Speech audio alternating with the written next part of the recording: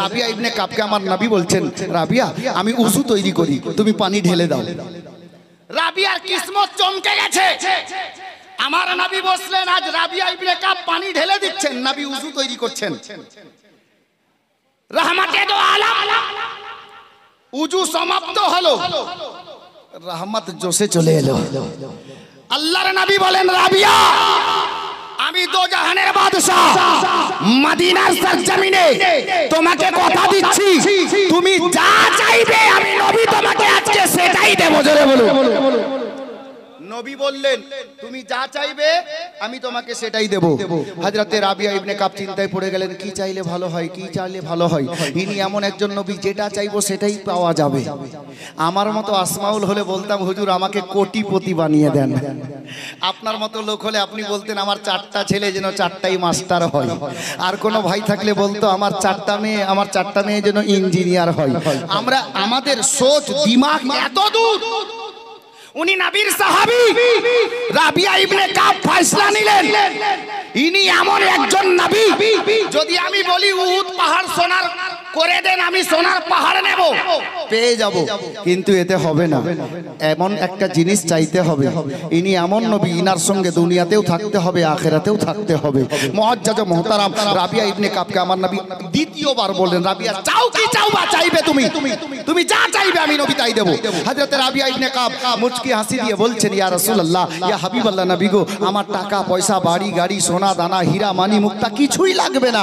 আরে রাবিয়া তাহলে কি লাগবে? বলে, ইয়া রাসূলুল্লাহ আমি শুধু এইটুকু চাই, যেমন দুনিয়াতে আপনার নিকটে থাকছি, দুনিয়া ছাড়ার পরে আল্লাহ পাক যখন আমাকে দুনিয়া থেকে নিয়ে নেবেন, কাল হাসরের ময়দান হয়ে যাবে, আল্লাহর নবী গো আমি ওই জগতেও যেন আপনার নিকটেই থাকতে পাই। এটাই রাবিয়া চাইলেন। আল্লাহু আকবার কবীরা।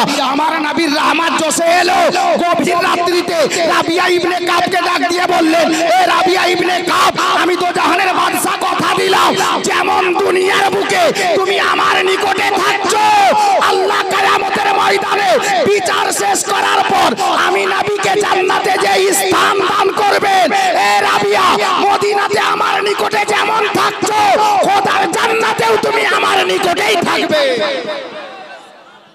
গোলামে কলিবি নবীর সঙ্গে সচ্চা মোহাব্বত হযরতে রাবিয়া ইবনে কাব করলেন, তো দুনিয়াতেই জান্নাতের সুখবর পেয়ে গেলেন। আমরা নবীকে ডাইরেক্ট পাইনি, ছেলেকে ভালোবাসলে অটোমেটিক বাবা খুশি হয়, অটোমেটিক বাবা খুশি হয়।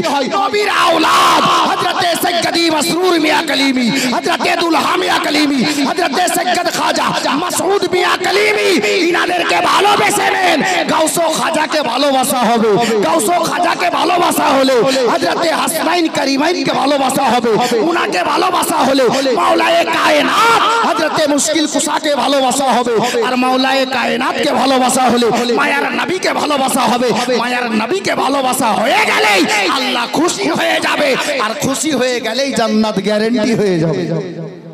আমি আর আগে নিয়ে যাচ্ছি না, কারণ শায়ের বসে আছে, বক্তা তৈরি হচ্ছে। বাস একটা শের পড়ে দিয়ে আমি একটা প্রশ্ন রেখেছিলাম, এই যে মরার আগে যদি আসলেই নবী প্রেমিক হয়ে মরতে পারেন, আল্লাহ যদি হায়াতে রাখে কোনোদিন শোনাবো, কারণ সময় সাথ দিচ্ছে না। আমি হয়তো বলে দিতাম উত্তর, একটি শের পড়ে দিয়ে বিদায় নিচ্ছি। আসুন একটাবার দরুদে পাক পড়ুন। আল্লাহুম্মা